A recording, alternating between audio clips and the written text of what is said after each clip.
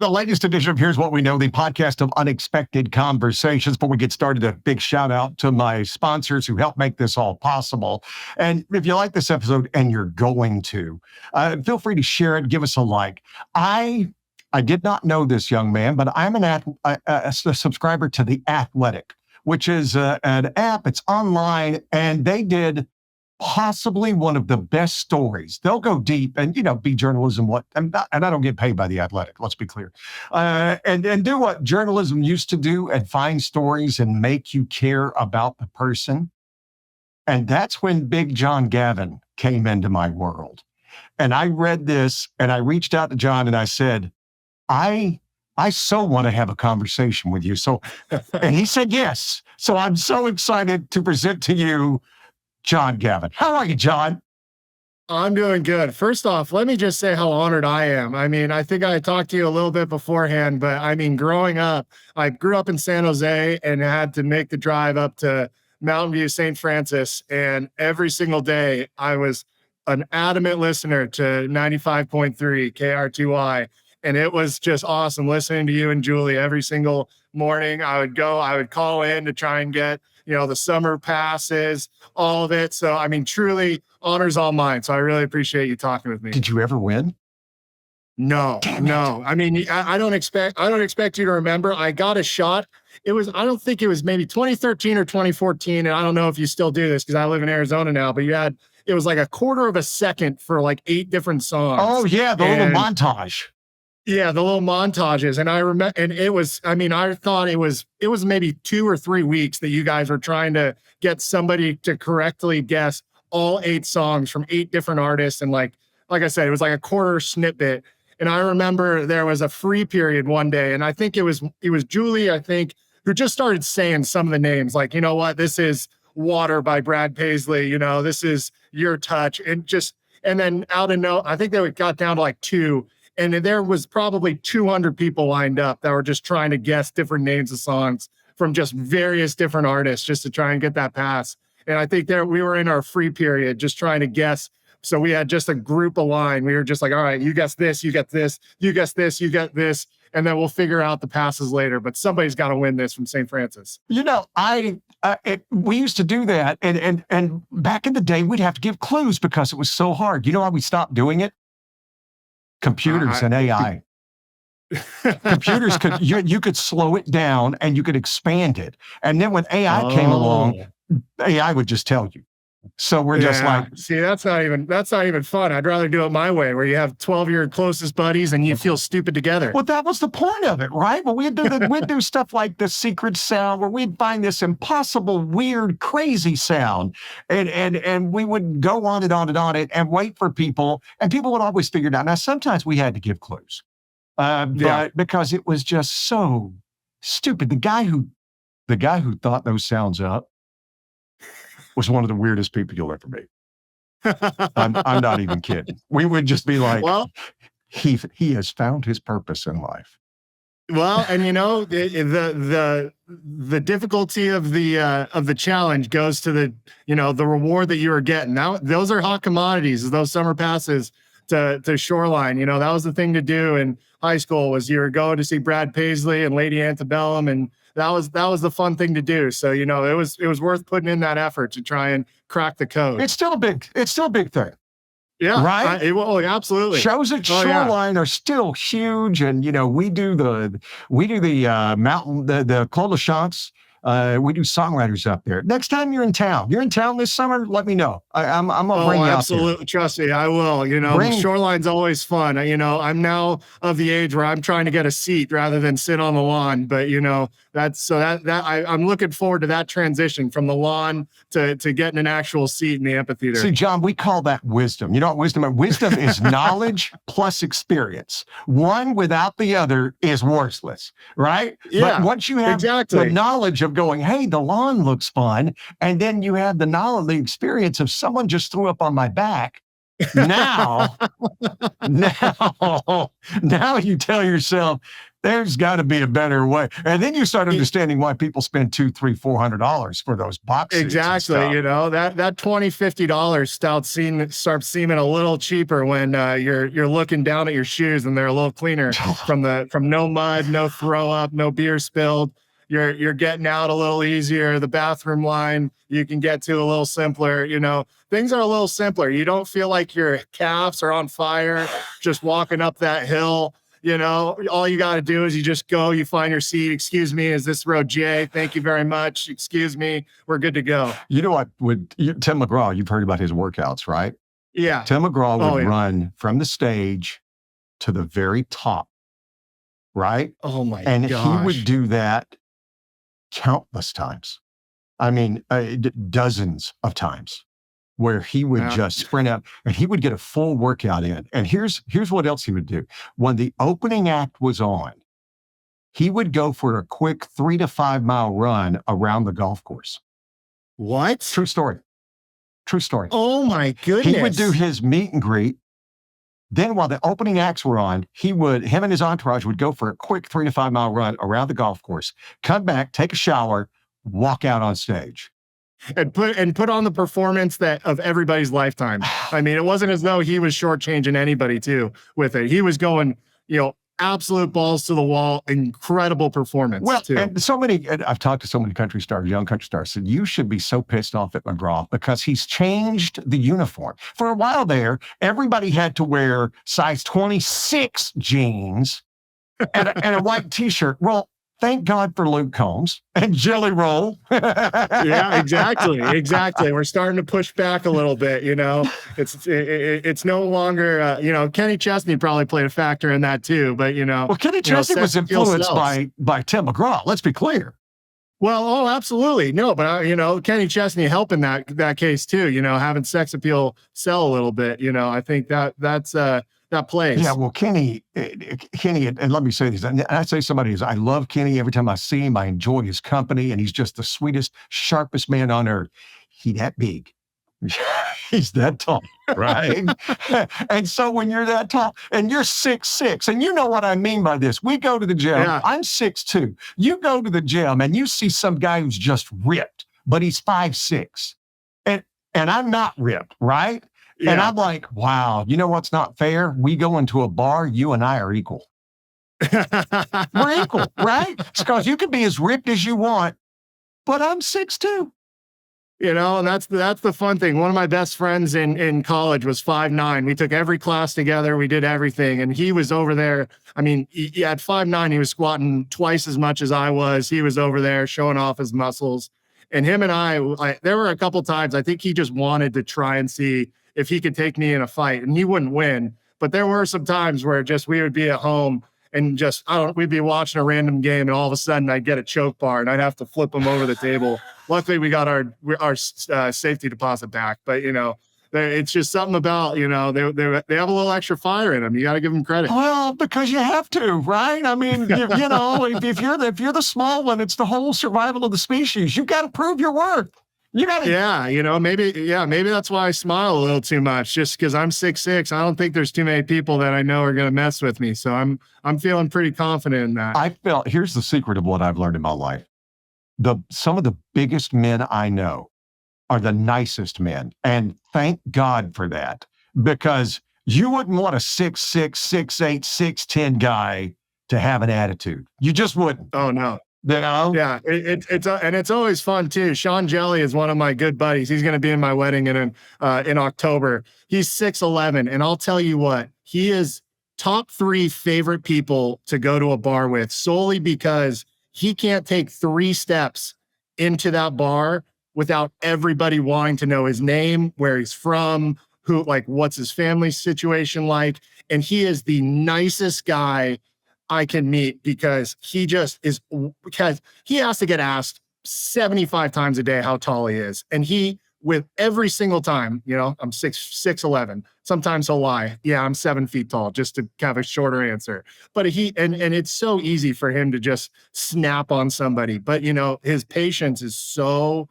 inspiring to me. And it's really, really cool. Cause you're right. You could be just an absolute ass to somebody. It's like, I could step on you and I would still have, like, I would not even flinch. Like, I'm 6'11", all I have to do is stomp and you're done. But he still, is stopping, asking people questions, being nice, just class act through and through. Let me ask you this, because my brother-in-law is 7 feet tall, Okay. right?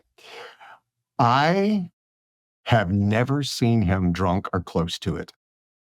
His ability to drink alcohol is stunning. And I tell him that all the time. I'm like, Oh, yeah. dude, and you're just watching him, and I'm Oh, like, yeah. there's nothing. And I'm like, can they make enough alcohol? Can they make enough? Can your buddy get there? Yeah. It's so funny you say that, because now that I'm thinking about it, I've gone toe to toe with Sean drinking wise, and I don't know if I've seen him. I've been wanting to vomit at his wedding, and he was going another 2 hours past me, and I was like, now that you're thinking about it, that was almost like a window crack for me. It was a light bulb that just went off. I don't think I better stop trying to outduel him, because he's going to get me 10 times out of 10. Well, the funniest thing is his wife is 5'5" or 5'6". Okay. Maybe. And she told us one time that he did get drunk and passed out on the bed, and she couldn't do anything about it. She's like, look at this beached flipping whale. She goes, I ended up sleeping on the floor because he's just passed out over the bed. just starfishing it all. This is my territory now. Defend my property. This is my planet. I don't know. You need to find a rocket and find someplace else, because we're done here, And she goes, so I watch him, and she goes, but I've never seen it happen either. She goes, that's the one and only time. It's the only one and only time. That's fair. My fiance and I, we splurged on the king bed for that exact reason. We both like to starfish, and I'm 6'6", she's 6 foot.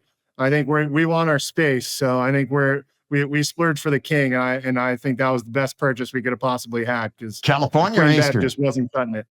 California or Eastern? Just regular. I wish, I don't even know. All I know is that when I turn over, I'm not right on top of her, and vice versa, which it was all we needed to know. So I needed it long and wide. I'm a scrawler. I'm gonna roll around a little bit. As a big guy, you think I would just stand still. That's not the case from falling asleep. I get it. We have a king size bed too, Okay. and it's amazing that my wife's not 6 feet tall, but it's amazing wherever I'm at. And I think that's why women get married. I don't know if my wife loves me as much as she loves the heat I generate. Right. And I'm okay with that. I mean, when I'm like on my side of the bed, and next thing I know, she's glommed on me. And you want to get angry, you're like, you're going to be upset right now because a beautiful woman has climbed up next to you. This is what you're going to get upset about, right?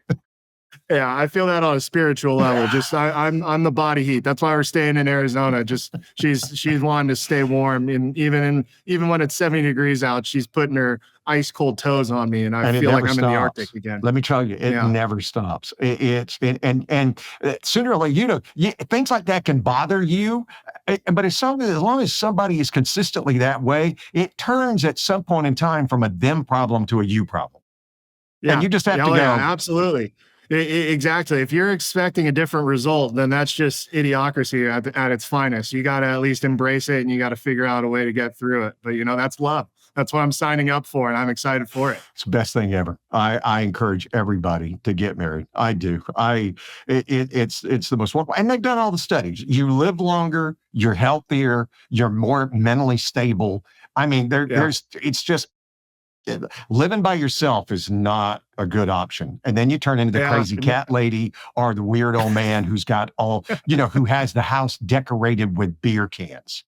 Oh, absolutely. And what's fun is we have a cat, Georgia Peach. She's running around somewhere. But if I'm just have a cat by myself, I feel like a man, if you have a dog by yourself, that's totally fine. But if you're a single man with a cat, there's some people who start kind of looking at you like, hey, is everything all right in your life? Is that what's going on? and it's great because before I met Katie, my fiance, I was not a huge cat person, but I got to tell you, Georgia Peach has just totally flipped me on my head, and now she's just great. If I need love and affection, she's there. But other than that, she's ready to do her own thing and take naps whenever she pleases. Well, the problem with cats, and we're going to get into the whole backstory of who you are because it's such fascinating. But the thing about cats is, okay, Georgia Peach may be wonderful, and when she's lived her time on this earth, and you go get another one, good luck. Good luck, because they may turn into the most psychotic. Dogs, for the most part, kind of stay within the realm of the breed, but cats are no. And I've had girlfriends and stuff who've had cats, and that's where I came into it. It's like, and we have a dog. We have a dog that our kids wanted the dog, and we had a dog show up one day on our doorstep and had no chip and had nothing, had a collar. We went and tried to find it, went to the animal shelter here in San Jose and did the whole thing, posted. Nobody ever came climb it. My kids fell in love with the damn dog. And so now we have a dog. Some call that an angel, somebody was looking over somebody. And, I'm sure it just, you needed that little extra nudge from up above. Well, and that's the way it is, because the dog is a husky, and I've never wanted a husky in my life. Too damn much energy. I don't need it. I want a lazy dog. I have, depending on how you look at it, either the world's best husky or the world's worst husky. I think of it as the best husky because my wife will do this all the time. You should take her for a walk as she lays there like this, right? And I'm like, does she look unhappy to you? I don't think she looks unhappy. I think you may want me out of the house. I respect that, but I don't think she needs a walk. Yeah, I'll take a walk if you need some space. That's fine. You could just tell me that. You're not going to hurt my feelings, but that's a different subject about the dog. They're living their best life right now. We're good. Yeah. Well, dogs don't wear shoes. Why do we want to go out and, smell grass? Because that's what she does. Oh, look, there's some grass. Smell. And you know what the dog hates? The dog hates dogs. She loves people. She loves people. She's great with kids. Hates dogs. So, we can't go to a dog park. No-go then? Yeah. We can't do stuff like that. When somebody comes up and they're like, oh, and I have to walk the other side of the street and I have to tell them, she doesn't do well. It's not me being a jerk. I'm trying to protect your dog, especially small dogs. I'm like, I'm doing my best to keep you okay. This is called being responsible. A husky's not a small dog. That's not a chihuahua that's yapping at you. Mm-hmm. Some husky has a little force in that bite if need be. And you see so many of them in California, and I'm like, what the hell is this dog for cold weather doing here? For that 2 weeks of Tahoe, that's all it is. Trust me, I see some. I have verbally yelled at people in Arizona for having huskies. There's some, and I go, what are you doing? It's 110 next month. That dog can't be outside. Like, what are you going to do? Have your air conditioned bill at 64 degrees? You're spending, $500 just on your AC just to have that husky, move somewhere cold. Denver and Utah are right. We share borders. Let's go up. Just go upstate. Absolutely. There's plenty of room in Montana, as far as I know. Go. And there's nobody in Wyoming. Absolutely nobody in Wyoming. Do you know there are more people who live in Santa Clara County than there is in the entire state of Wyoming? I believe it. It's true story. Trust me, I lived there. I saw it. I experienced it. Driving 85, there's more people on 8 a.m. on 85 going north than there are in Wyoming. Speaking of growing up here, that's when I became entranced with your story because you're a local kid, St. Francis High graduate, St. Francis Sweet School. That awesome. My son is just committed to Bellarmine, so you can start hating on me now. Yeah, exactly. I'll just hang up now. Thanks for your time. We just didn't want to do the drive. Let's be clear. Oh yeah, I'm like, it's hard. Nah, we're going to rule out Midi and St. Francis. Yeah, exactly. No, I get it. But my parents are the same thing. They said, if you want to go there, you're going to have to find your own way. And so I had to figure out my own way. And as soon as I turned 16, I got my driver's license because I had to figure out my way there. So do they have parking I there? give you credit. Do they have enough parking there? Because, parking can be tight in a lot of places. Yeah, I mean, it's tight. It's definitely tight. They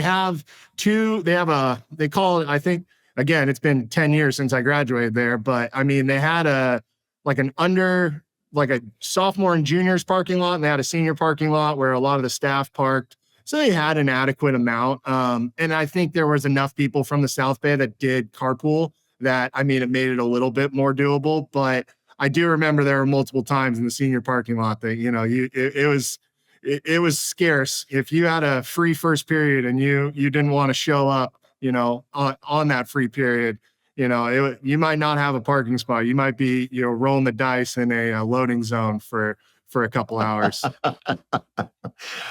When did baseball become your love?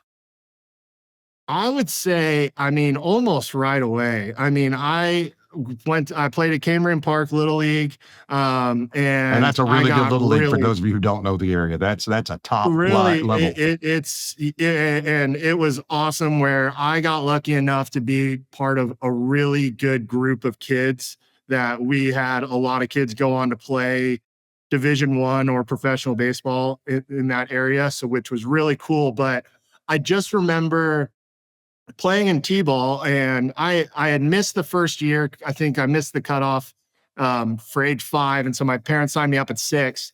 But I don't remember specifics. But all I remember is that there was a line drive hit to me, and I'm left-handed playing shortstop. In T-ball, it doesn't matter, but you know.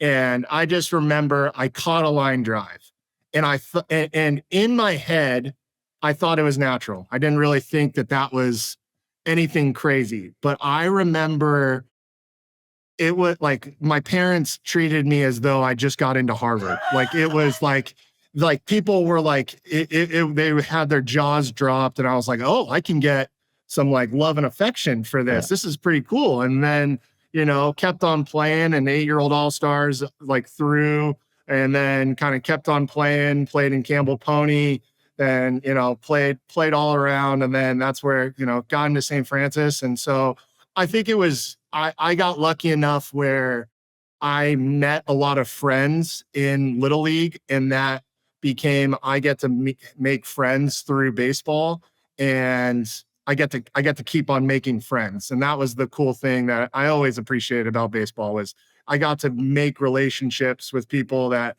you know, I think of my 7 groomsmen, I think I met all 7 of them through baseball, which is really cool. So it's, you know, that's really the cool thing about it is I got to meet so many amazing people that I think that's how I fell in love with it. I love baseball for this thing. I have a 12 and a 14-year-old son Okay. because this is the face of optimism, as I like to say. And my son played baseball when he was like 7, and then he stopped playing in basketball, soccer, all the things. And he's a good Sure. athlete. Well, last year he goes, I think I want to play baseball again. And so he's playing baseball. He played last season fall ball, and he's playing now. Okay. And what he loves is how much fun the bench is. He goes, it's unlike anything else. He goes, basketball, you're only talking to the guy next to you, right? Yeah. And in football, you know, because he just played flag football for his team, his school. Again, you don't have that. We're all in this and we're all cheering. And he goes, Yeah. and they had a comeback victory the other night, and those Oh, kids were walking on air, and it was just so much fun. But they just kept cheering, and I told him, I said, you know what was best is that you kept cheering. You kept bringing everybody out. You kept going, all right, come on, let's hear it. yeah. Let's hear it. And I said, you had just as much. And he goes, I never touched the ball because I didn't get a hit. I had a walk. And I said, didn't matter. You were Yeah. leading the can. And he goes, it is. He goes, Dad, it's just baseball's really cool like that. This is really cool. That's the only sport he goes, I still like basketball better, but nothing beats that. And I'm like, that's cool. It is. And it's just that camaraderie of just you're all coming together for a common goal, and you're failing so frequently. And you have to almost put up a fake set of confidence and a fake like morale to you. And then it's fake it until you make it type of thing. Like I am going to pretend to be over the moon until I actually am over the moon, because the second I think what am I doing up here? And like, why am I in this situation? Or I can't believe I have to face that guy. You're already doomed. And that like, oh, I have to face De La Salle. Like I have to go and face this really good team. Like that's daunting. But then you look around, you're like, oh, I'm not doing this by myself. I'm not the guy that, has to go and score 30 points from the point guard position. Oh, I'm not the quarterback that has to, score all these touchdowns. Like I'm the pitcher. I'm going to throw the ball. They're going to put the ball in play. And it's up to the other 7 guys that I trust to make the plays. And that's what it is. We're a cohesive unit and we're all going to do this together, which is just, again, kind of what shaped me into who I am today, but it's awesome. I love it. Can't speak enough. And here's the other side of it. We played this team. This other kid had a kid who could pitch. I mean, he was bringing heat for a 14-year-old. And, they got the 98 pitches, and then the coach had to be like 19, right? And the ump finally said, he's at 98 pitches, right? And so they switched him and he was on second base. So my son got a walk and then he stole second. And this kid was playing, I think he was playing shortstop. And I could see him talking to that guy and they bumped hands. And after the game, I said, what'd you say? He said, dude, you throw smoke. And the guy was like, hey, thanks, man. And he goes, it was just fun playing against you. And he goes, I appreciate that. And I'm like, where else in the world, what other sport do you talk and have a moment with your opponent during the game? Right. I love it. And that's the thing. I mean, baseball's unlike anything else. And I mean, I think also that feeling, I've turned into an avid golfer. Unfortunately, it's a blessing and a curse. I feel you, bud. that feeling of when, and I think because I love it so much, is the feeling of when you hit a perfect drive or you hit a perfect putt. It's so similar to when you square up a baseball, when you perfectly hit your spot and you execute a pitch that you knew exactly what you were doing. It's such an incredible feeling that it is a drug of endorphin rush of I knew exactly what I was doing there and I executed and I defeated in that moment. I came out victorious, and it's such a cool, I guess that's also why golf is such a just a infuriating sport, because I feel that, maybe once a year, but Hey, that golf is, I play golf because my life is going so well that I pay to add frustration to it, right? Because that's what I remind myself. You paid for this. But, the other side of baseball is golf. It's just me. Yeah. I'm going to name drop with you. I was playing golf with Bobby Bonds one time, and Sure. Bobby Bonds hit the ball a gazillion miles. Hard to believe, right? and he hit one time. We're playing Eagle Ridge, if you remember that course. Yeah. So that par 5 on the back that's going up the hill. Bobby hits a drive down there and then hits iron 5 miles high and lands it on the green on 2. And I look at him and I'm like, how do you do that? And you have to know, Bobby at that time, toward the end of his life, Bobby became the sweetest man in the world. But Bobby was an ass. He was a big jerk.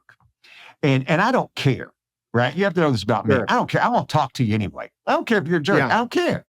And I'm like, how do you do that? And he turns around, he looks at me and he goes, it's not moving. Yeah, it's that easy. Yeah. He goes, I've spent my career hitting 90-mile-an-hour fastballs. It's just laying there. How could you not hit it? And I'm like, well, let me show you. That was, and he passed that on to Barry too. I remember Barry came and talked to us minor leaguers, and he's like, yeah, I just played catch with my bat. That was the only difference. So I would go in, I'd catch 100 miles an hour with one hand, I'd flip it up and I'd hit it. And so that's really that's all that is. Hitting to me was just catching the ball, and it just sometimes went 375 feet. That was it. I go, if that was that easy, how you're making it sound, I mean, I would have made a quadrillion amount of dollars. Just, all I have to do is just catch the ball with the barrel and in front of 40,000 people with flashing lights, facing Eric Gagne throwing 100 miles an hour. Just that it's just that simple, huh? Just catch the ball with the bat. But that's the way the other kids in Little League and high school viewed you, right? That they stepped back and they went, man, hey, how in the world is that guy doing that? And I can't imagine what a 6'6" lefty looks like staring you down, even with you, because you got a sweet smile, but I know it's not there when you're on the mound. And you're looking, staring you down, and you're thinking, what's he going to throw? And I hope he's good enough to not miss.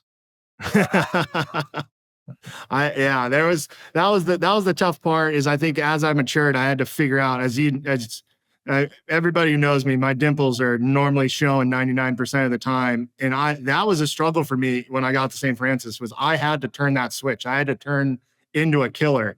And how I would do that is I would listen to music. I would just go by myself, and I would just kind of like isolate myself, and I'd kind of get myself amped for, extended amount of time. And I got better at it, but you are right, where I had to turn into that kind of killer mentality. And that was where, going out on the mound, it was me out there, and I know I just said that I had the 7 people behind me, like including my catcher, but sometimes I had to trick myself of, this is like, it is me out here, and I am going up against the hitter. It's just me and him, and it's go time. He wants to take food off my table, and he wants to take my head off right now. And it's my job to make sure that doesn't happen. Well, and that's the thing, the difference between golf, like I was saying. In golf, it's just you.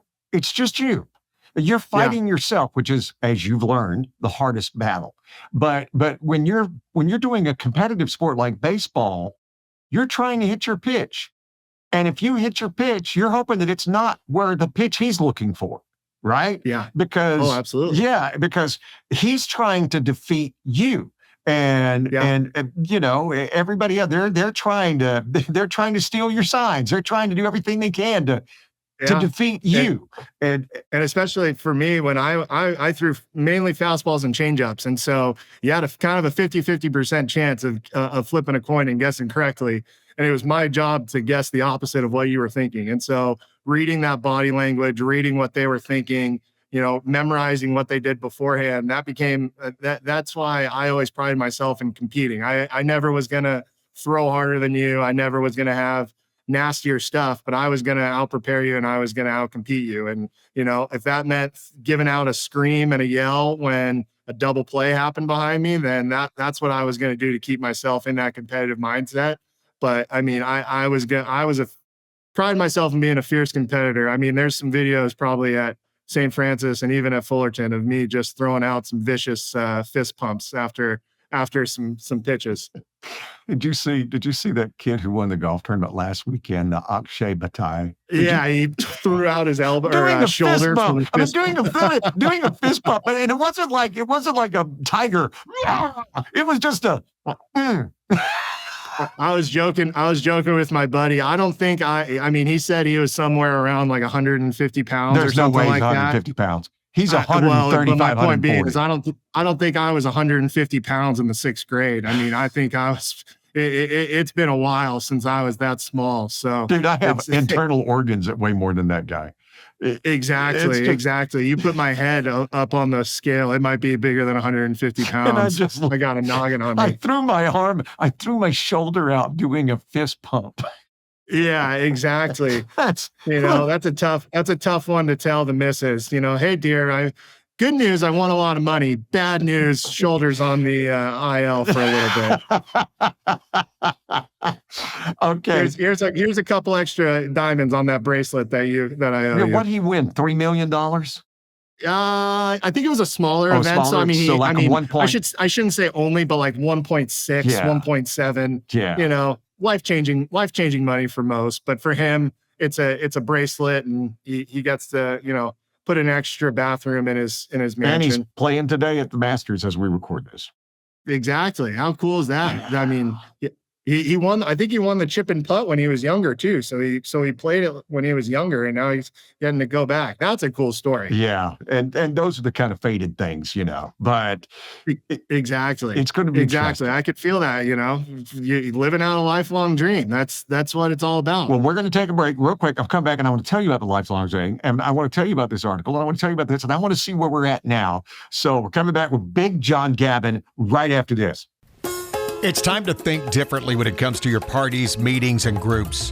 The catering from Havana Cuba restaurant in downtown San Jose. Instead of the same old, how about the most delicious Cuban sandwich you've ever had? You're tired of fries? Plantains, my friends, they'll change your world. And here's something you didn't know. Havana Cuba was voted one of the top 10 tamales in the entire South Bay. They have vegan, vegetarian, and gluten-free options, and their website is 998cuba.com. They're located at 387 South 1st Street in downtown San Jose. It's Havana Cuba.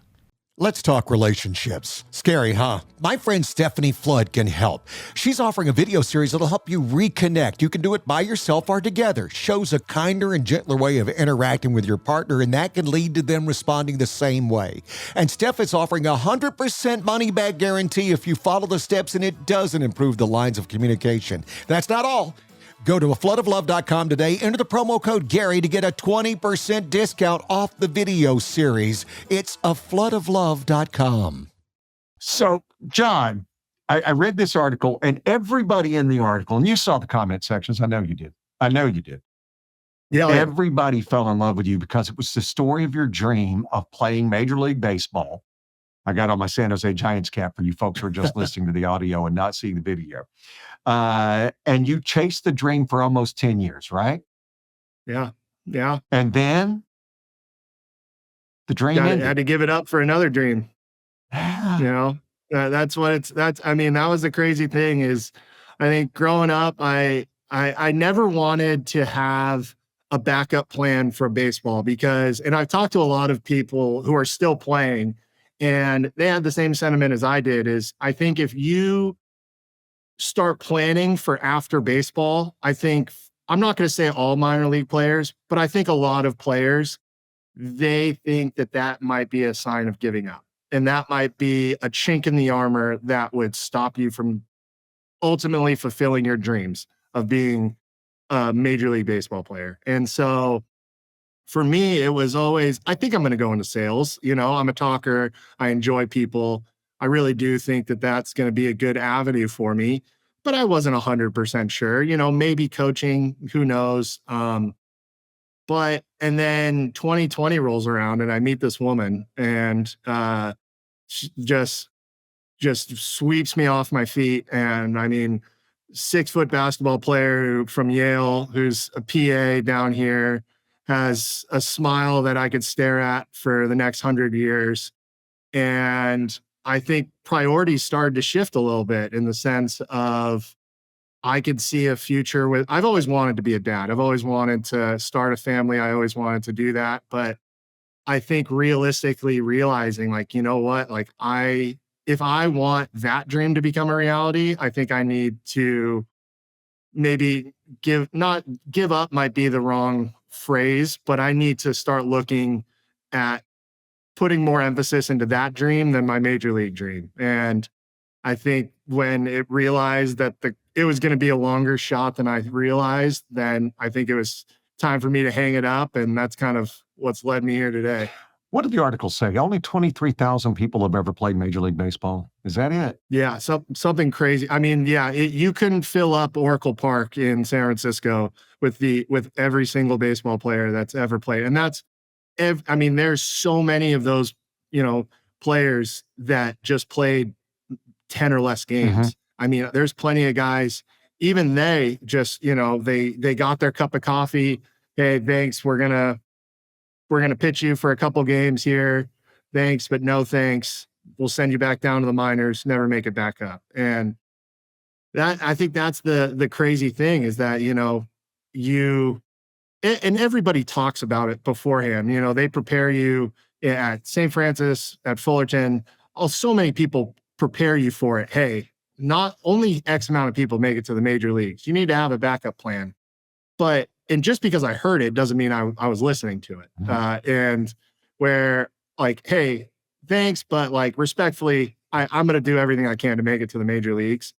And when you get there, when you're that close, and then you realize, this isn't that, it's not that realistic. It's tough, but then you start talking to the Sean Jellies of the world, who, I said, I was friends with, and I talked to him, and he said, just because you make it to the major leagues doesn't mean that your dream is now fulfilled. There's only so many people point to that Adley Rutschman video of him looking around at the stadium and saying, I've made it. Well, he also was a first round pick, and he also had his life secured for probably the next 5 to 10 years.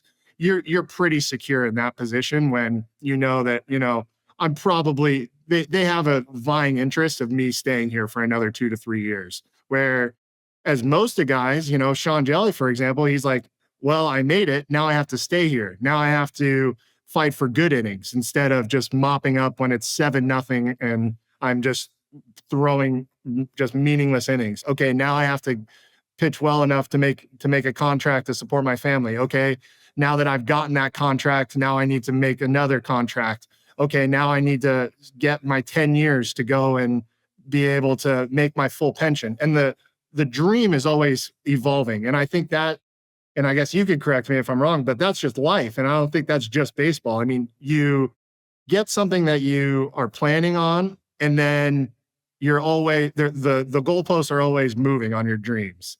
And that's where like, it is kind of a realization that I came to, which is, hey, I want to start a family. I want to be the best husband that I can be, and I want to be the best person that I can be. And to me, I didn't think that I could be the best person that I can be in the minor leagues. And that's why it was ultimately my decision to walk away. Yes, that's completely life. If you're in the entertainment industry, and I am, right? Yeah. When I got into this, I was just like you. I was an English lit major in college, and I thought I'd teach. Didn't want to, but had a chance to do this. And I've been doing it since I was 14 years old. Like you're 13, like you doing baseball. And I decided to give it a chance. And the best thing that I ever did, and it sounds like you did, I never thought this business owed me anything. And I always told myself, when it's done with me, then it'll be time to face that question. But I was like you. I had no backup plan. I was going to do this. I was going to give it everything I had, and that it was going to take me as far as it was going to take me. And then that's it. And then all of a sudden, I turned around and I'd been doing it 10 years, and then I've been doing it 20 years, and I've been doing it 30 years. And the easy thing to do is to take it for granted and to go, well, I've done this. The truth of it is, if you rest on your laurels need to be pointy. Right? to make you get up and I would argue for you and Julie, I feel like that would even be harder because it's hard to fake excitement in the morning. I'm sure there's some days where you wake up at 4 a.m. or 3 a.m. I don't know your schedule, but just saying, it's time for me to be my chipper self that everybody's expecting. And, after, and that doesn't factor in life when, something happens in your extra life, and you're like, hey, I have to put that to the side and I have to entertain people. I can only imagine how tough that's been for you. You get to compartmentalize it, but after a while, you build up enough, and you build up enough trust with your audience, right? So I'm very open with them. So like when my second son was born, he faced major health problems. And, and we were just totally open. This is what's going on with me. This is why I'm not here. He's fine, by the way. He's great. Everything got through 100%. He's fine. He's at science camp this week. Oh gosh, that's awesome. That's so much fun. Yeah, he's having a great time. And I always tell him, you don't have to text or call me, but could you find a minute to call your mother? That's all you got to do. Yeah. And you'll learn this game when you start to be a parent. But that's the beauty of it. But the difference is in the competition, I can't do well. I can't judge them. I can't make them do what I want. Right. All I can do is what I do. And I try to do it the best I can. And in athletics, I don't know what it's like, the pressure of facing your body. I read this quote from Nolan Ryan one time. He goes, I don't always have the 100-mile-an-hour fastball. There's some days I can't break 91. But what I have to do is make sure that the batter doesn't know that. My job is to make him fear the 100-mile-an-hour fastball, because some days my body just can't produce it. Right? Yeah. And you think about stuff like that. You think about the pressure. Not everybody is Tiger or Cristiano Ronaldo's making 178 million pounds. That's almost what, $300 million It's a lot. for 1 year to play in Saudi Arabia. And the vast majority of the people are in the minor leagues and they're making no money. And even in the major leagues, I was shocked to find out that the average pro salary was it what for a hockey player? The minimum salary is $750,000, which is one of the lower of the things, $750,000. But how long do you stay? You may only be there a month. You may only be there a few weeks. You may be there a year, but not everybody's Joe Thornton. Right. That is a next level talent. And when we start complaining about sports salaries, we're only talking about next level talent. We're only talking about LeBron James. We're only talking about Steph Curry. We're not talking about the kids who are playing at the Santa Cruz Warriors. Yeah. Yeah. How many players are in the pro shop with their names on the back? It's not the whole team. I'll tell you that much. It's, there's only so many guys that get their jerseys on the back, and that's because they know that they're staying a while and they have some marketing that it's attached to them. So that's the thing. You talk about, Nolan Ryan not having his fastball, and that's just the life of you not always having we call it, stuff. You've probably heard it before, having your A stuff, and you have to know how to win with your C stuff. And sometimes that's, again, we talked about faking it until you make it. And that's where you put on kind of like what you were talking about, putting on that persona of this is who I am when I'm pitching. And this is who I am, no matter how I feel, no matter what I'm doing, no matter where I am, this is who I am. And I am going to compete until the very end, until somebody comes out and pulls the ball from my hand.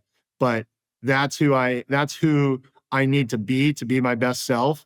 Because again, my dimple, love-hearting self, if I go out there with just kind of a go easy, let's throw the balls out and let's just see how it is, I would get absolutely rocked.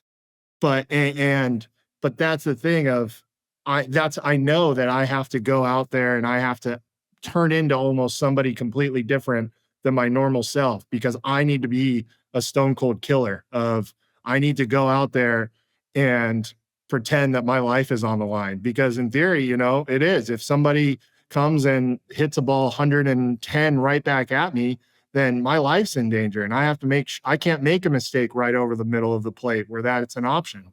And so that's what pushed me. That's what pushes all the other minor leaguers, is making sure that their persona can make it to the major leagues and they can be able to get that jersey in the pro shop. So they make it a little extra while. So, what's some of your favorite minor league parks? Where did you? What are some of your right off the top of your head? Well, Excite Ballpark has, Municipal Stadium. I don't know. It's called Excite Ballpark now, but I always just called it Municipal Stadium because that's what it was growing up. And that's because of nostalgia. I grew up going to games in 2006 and 2007 when Pablo Sandoval was catching and playing third base. I was going to those games when they had free tickets and at Safeway, and I was just going to enjoy the game. I'd play pickle down the line. I got to play my championship game at St. Francis on that field. And so I had so many good memories at that stadium, where the nostalgia for me is kind of what made it my favorite park. But other than the nostalgia purposes of like places that were pretty sweet, Greenville, South Carolina was in the Boston Red Sox affiliate, and they had an actual green monster in left field, which was so cool. That was absolutely one of the coolest things ever. Another stadium was Columbia, South Carolina. The Fireflies had a stadium, and they sold the place out every single night. That was really, really awesome. The Richmond Flying Squirrels Stadium, they also had a great crowd, and it had kind of an older feel to it, but still modern, which was kind of unique. I can go on and on. There's so many cool places that I played, and I got to play in Korea, which was really cool. So that was really fun. There's so many cool places that baseball took me, and I don't think I'll ever be able to, truly wrap my head around how lucky I was or am, I guess. Well, and you are, and baseball is just that. It is the quintessential American sport, right? Yeah. And it's just so much fun. And there's, as we've said, there used to not be a clock, but there's now a clock. We have the pitching Yeah. clock. But just I'm fine with it. I'm fine with it. I wish they'd put a clock on golfers. If you want to know the truth about it, Yeah.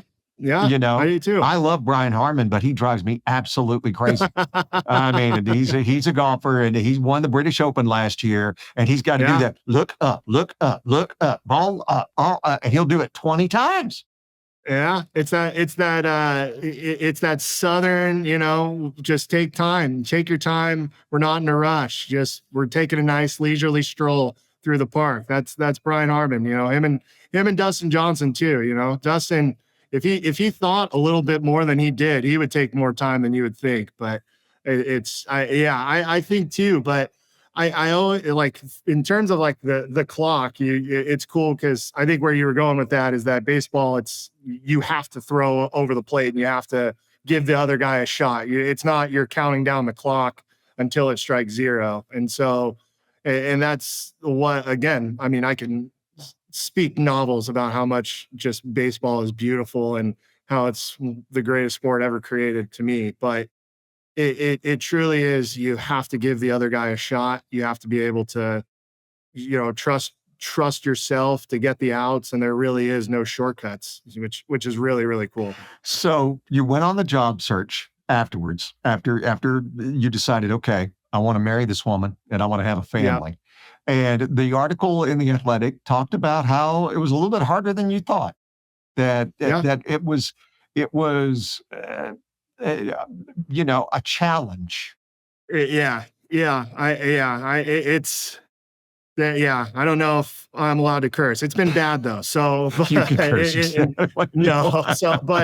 It's just in case my mom listens. I don't want her to be disappointed in me. But I think coming out of baseball, who wouldn't want to have somebody that's outgoing, was a professional athlete that has roots to the Bay Area, that can help out in a business. And I think unfortunately it was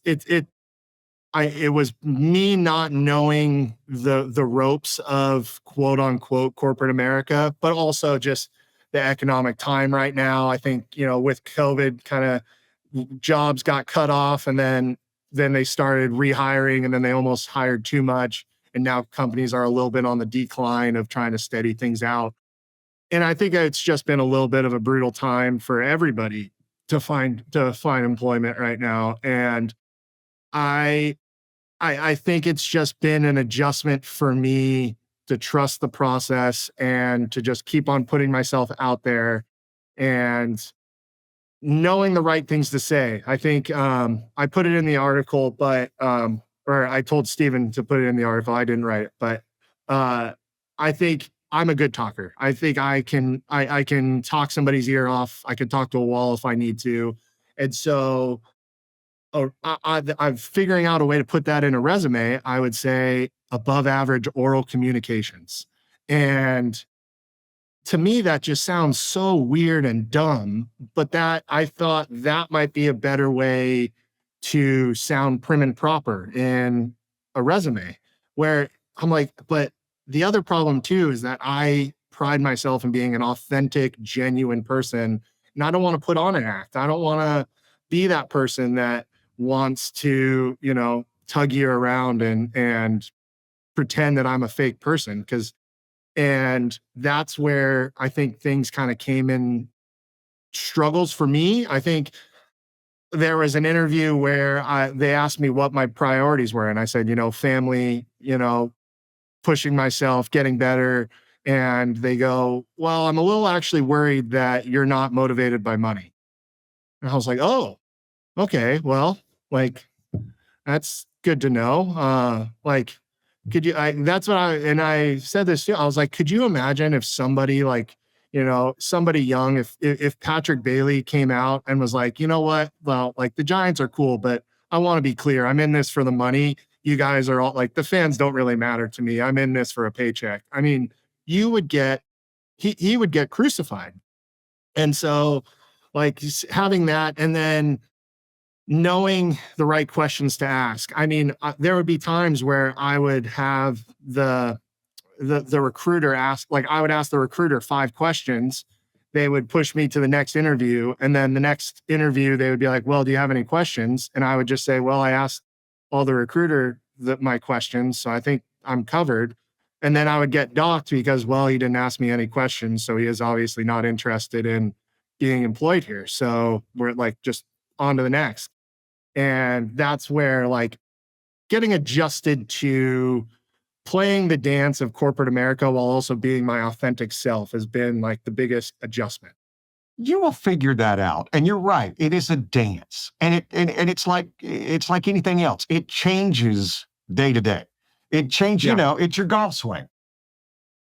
That's a good way. I may have played well yesterday, but I can't guarantee I'll play well today. And I may play worse or I may play better. Right. And because it's not only day to day, it could be, it's person to person. Right. Yeah. It's the difference of the whole issue. I've never worked in corporate America. My wife does. And my wife does, a lot of times if somebody makes it through the recruiting process, they end up having to talk to her. And listening to her and listening to the questions and how she does, you will find that person who's the perfect fit for you. Just like the 6-foot girl who swept you off your feet, and you will meet that person who sits back and goes, yeah, that's it. Because as a friend of mine, matter of fact, my business partner, he wrote the book Human to Human, where it used to be years ago, it was B2B, business to business. And then he did the whole parent and goes, no, businesses are human. This is what we do. And you look for that human connection. And that's what sales are. I've got a buddy of mine who's very high up in the food chain. I know he's listening. And yes, I'm talking about you. Reach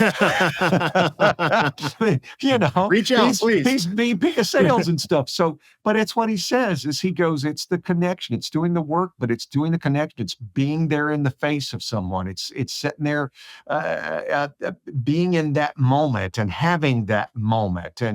And you've got that in spades. And that's why it came across in that article. And it came across, and you saw the comments. So many people were so pulling for you. And so this guy, because anybody who's had a little experience goes, he's going to be okay. He doesn't know it yet, but he's going to be okay.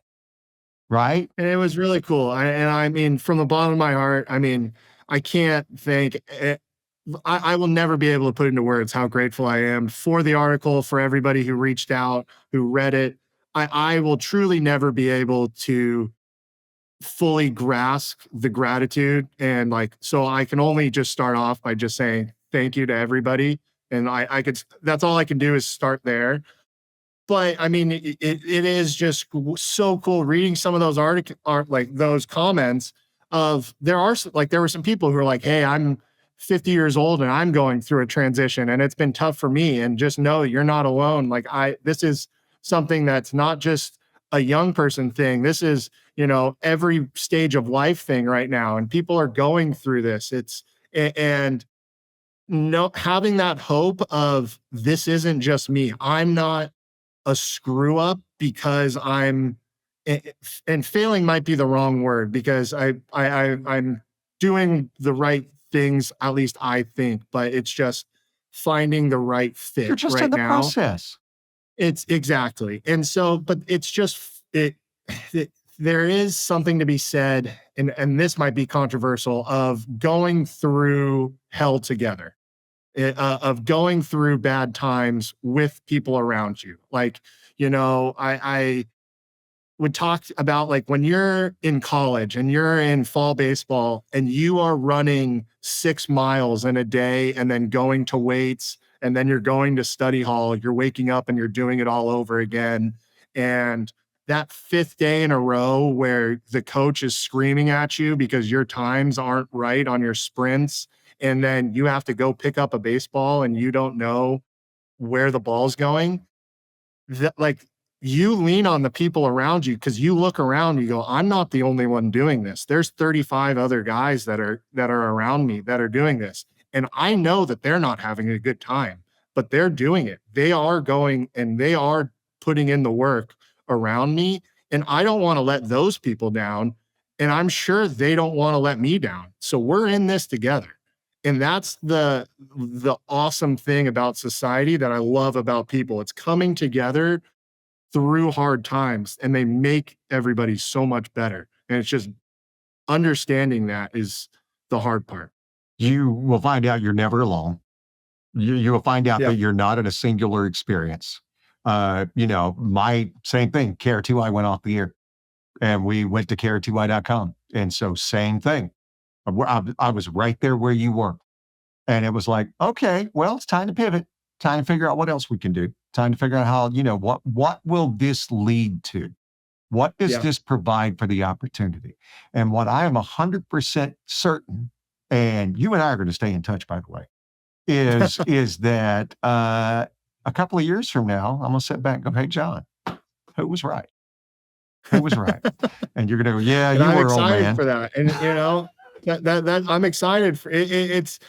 And that's the thing too. I've been so blessed, to meet so many good people, and it's just so fulfilling to see how many people want to help and want to, help me get to that stage, which has just been a huge, huge help to me. And it's going, and I have faith. And I think, again, it goes back to Katie, my fiance. She's been a rock. And I think sometimes it's hard to find that, song and dance with the two of us, in the sense of she's supporting me, but she also doesn't want to be pushy, in the sense of asking me every hour by the hour, how are applications going? How's, the interview process going? Because, for me, I'm not going to speak for everybody else. For me, creates a little bit more anxiety in my sense of self, of like, okay, like there's somebody that is like depending on me to do this within the next hour.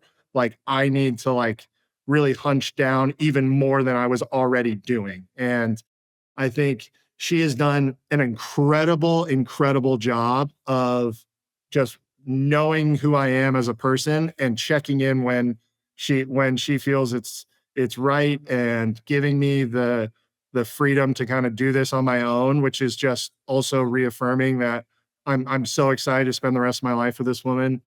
But it is just, I got to give her so much credit in being patient with me, being supportive, and also, being just there for me in any emotional capacity that I needed. So she's been my rock. That's why you put a ring on it, Chief.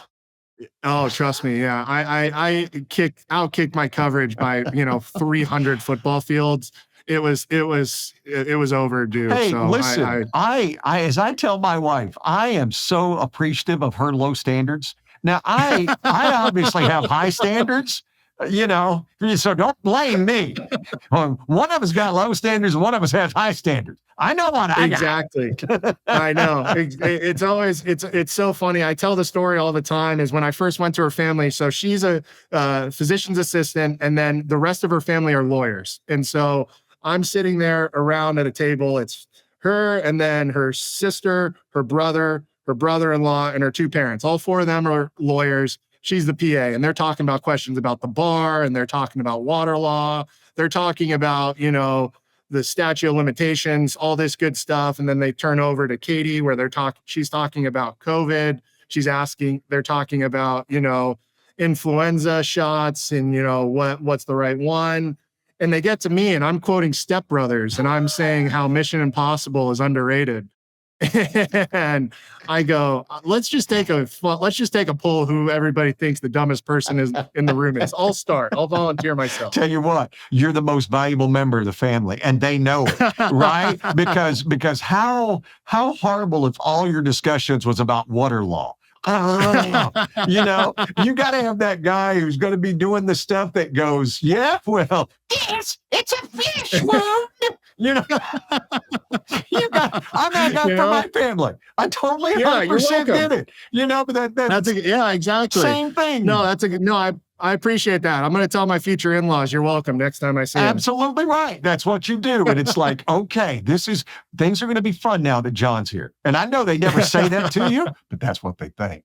That's what they think. That's the hope, at least. Yeah, that's the hope. they walk in and they go, that guy, it will. As long as I could put a little extra smile on their face and I could be a good 5 guard for the intramural basketball game, then I feel like I've accomplished 2 of my goals. You've got so many things just getting ready to rain down on you. And I mean that in a good way. It's going to be fun just to watch this journey.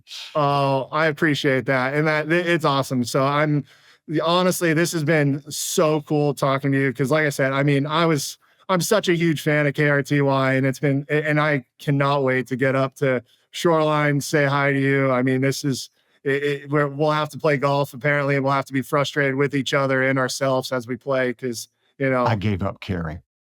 I enjoy the game when it happens, but as I tell everybody, I'm here because I'm outside and I get to have a cigar, and my wife doesn't yell at me because I'm not at the house, right, to have the cigar. She goes, if you're going to have one, I need you miles away. And I'm like, oh yeah, I can respect that. So I'm gonna do that right now. But we absolutely will. When you come into town, we're grabbing lunch and we'll go catch a San Jose Giants game.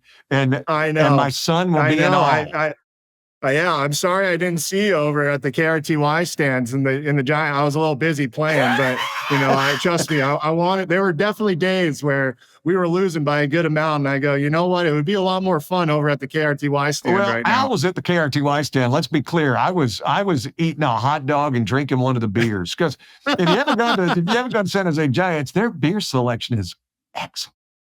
Phenomenal. Just almost, I would argue, second to none. They have a great section, and I mean, it was really cool where when I was playing, they call it celeb bartending, where you would go to a local brewery and they would say like brew with the Giants, and we got to volunteer.